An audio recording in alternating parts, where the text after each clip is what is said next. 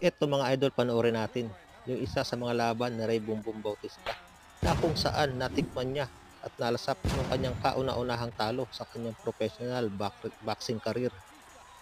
Dito nga mga idol ay natalo si Rey Bumbum Bautista sa unang round pa lamang ng laban.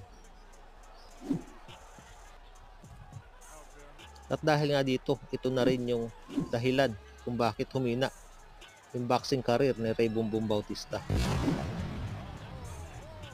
Yun, bagsak siya mga idol. Doon pa lang hilo na siya eh. Pero sinubukan niya pa rin tumayo mga idol.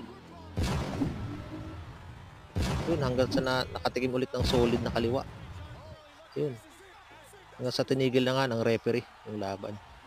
At dito, ay knockout na naging desisyon sa labang ito. Nasaan na kaya ito ngayon si Rey Bumbum Bautista mga idol? At ano na rin kaya yung kanyang career ngayon? So comment nyo naman dyan sa baba. Salamat mga idol.